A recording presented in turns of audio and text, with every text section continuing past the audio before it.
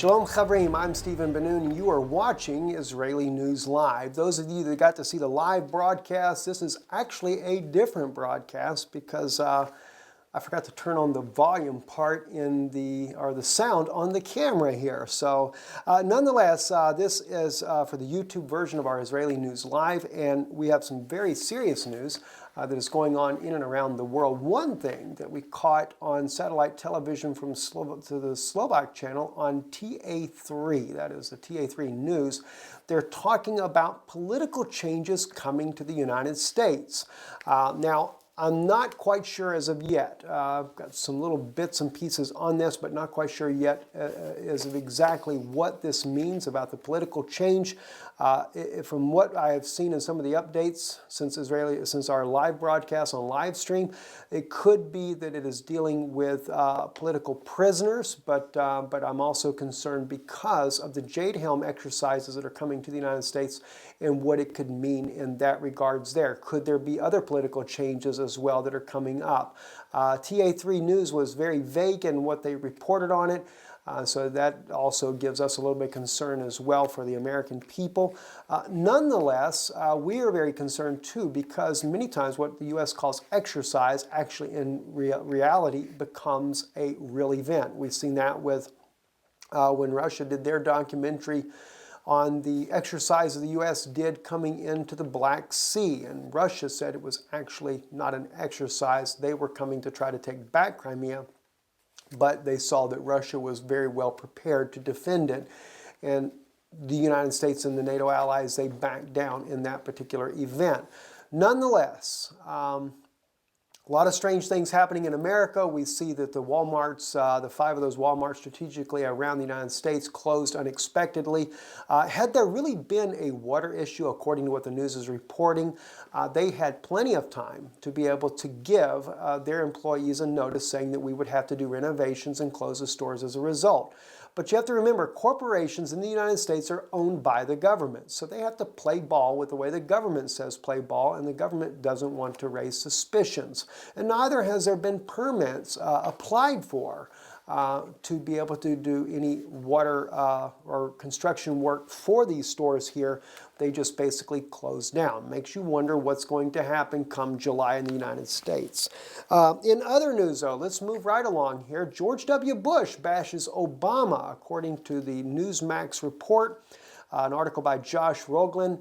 Very interesting. It says, in a closed-door meeting with Jewish donors Saturday night, former President George W. Bush delivered his harshest public criticism to date against his successor in a foreign policy, saying that the President Barack Obama is being naive about Iran and pending nuclear deal and losing the war against the Islamic State. Now, you have to keep in mind, this meeting, there was a gentleman there in attendance there that actually transcribed much of what the former president had to say.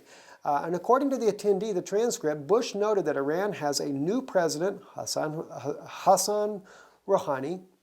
He's smooth, Bush said. And you've got to ask yourself if there's a new policy, or did they just change the spokesman? Bush said Obama's plan to lift sanctions on Iran with a promise that they could be snapped back in place at any time was not plausible.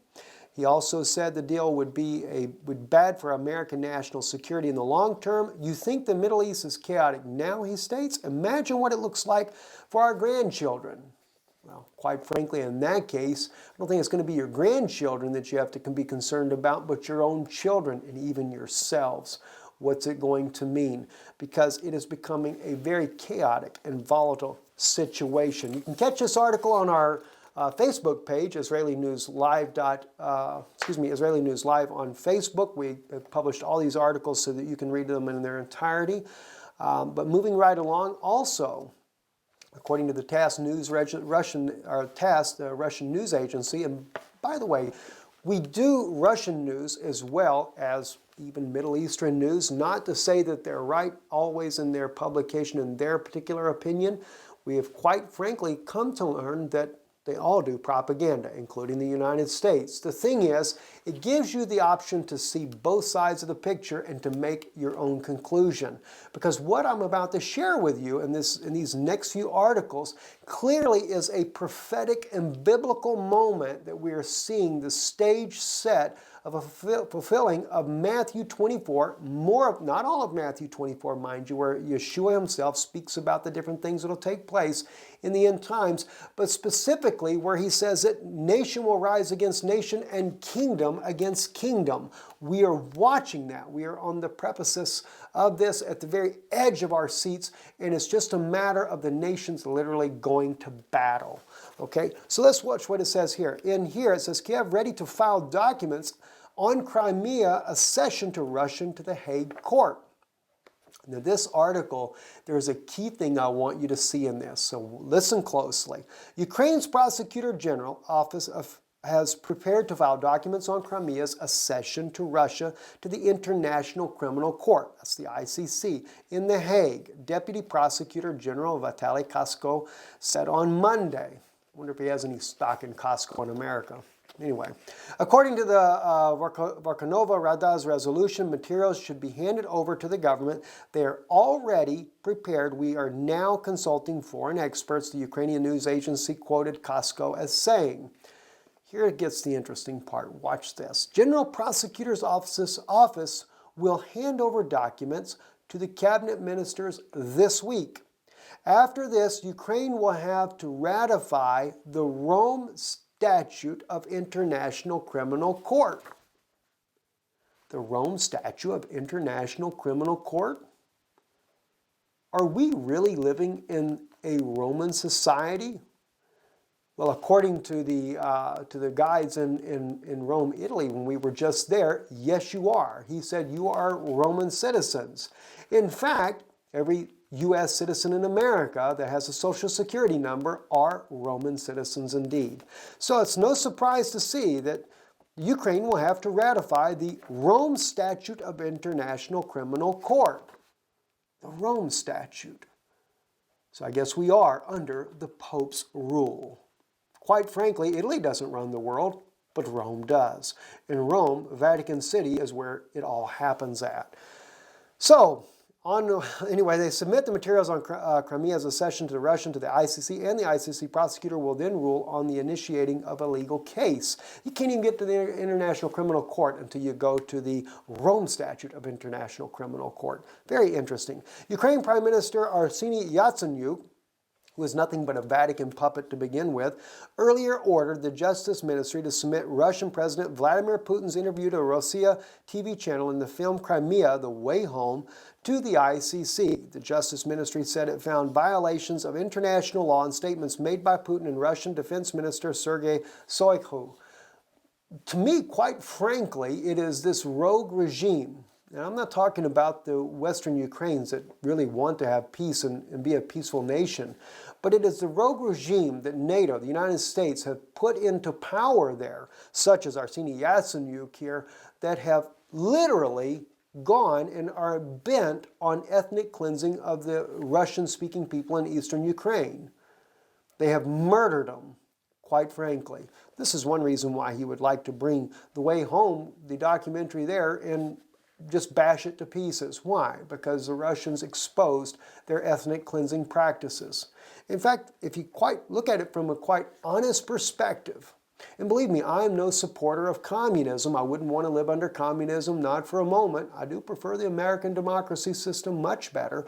But if you really take a serious look at it, where has been Russia's aggression in all this?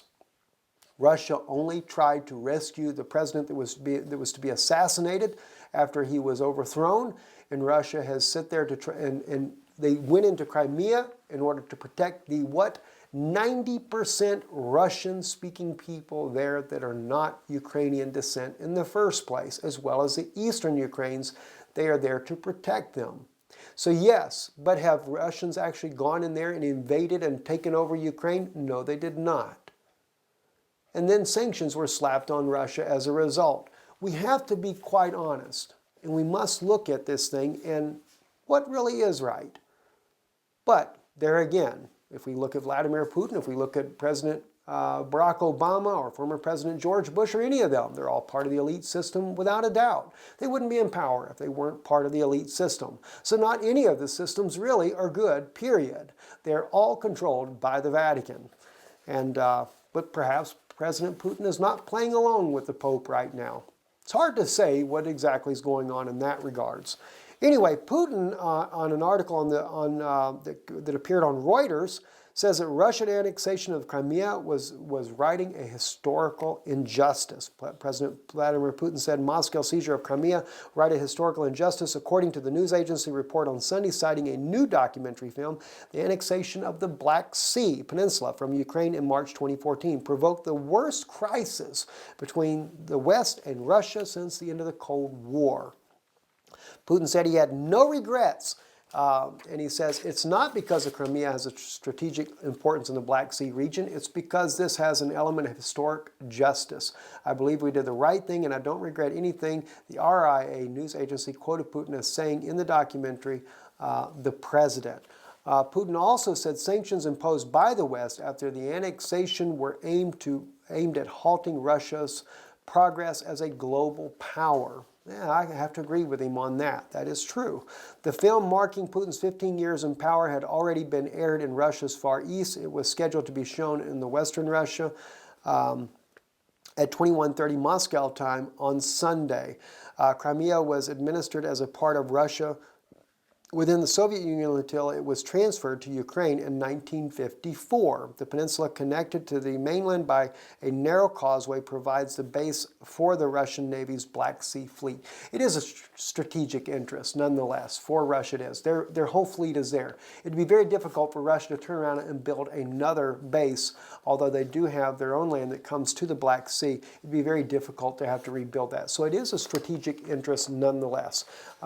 Not to mention for the protection of their own people. Now, the concluding article that I want to share with you is from the Tehran Times, and this is because, as I said, we're seeing nation against nation and kingdom against kingdom.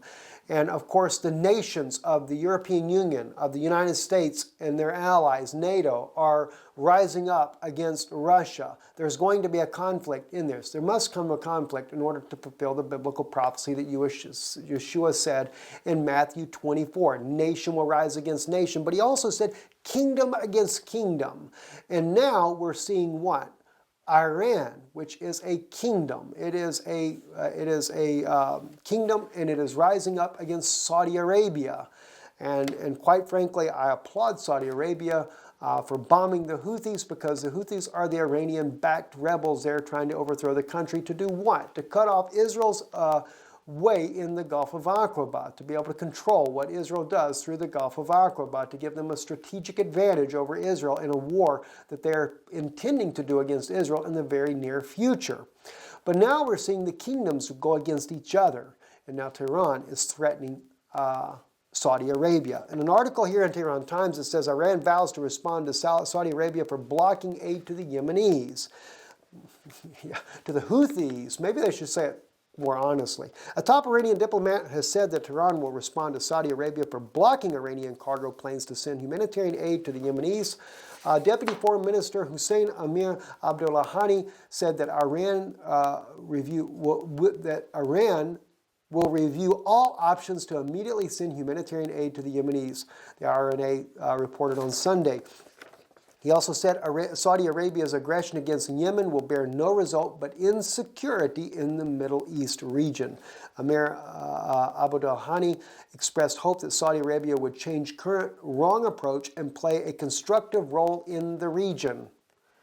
Seems like they are trying to play a constructive role, or are they just supposed to back off and let Iran just totally destroy the Yemenis people and topple the government there so that they can control everything? Nonetheless, we are seeing nation against nation, kingdom against kingdom. It is a very serious time, and we here at Israeli News Live, we need your help and support in bringing forth the news as well as the teachings that we do at the Noon Institute of Biblical Research. You can give online, IsraeliNewsLive.org or IsraelReturns.com. Definitely be a part of this and support. We've lost a lot of support because of our stand for women in the ministry that we've done there. So please be a part of this. I'm Stephen Ben-Nun. You are watching Israeli News Live. Shalom.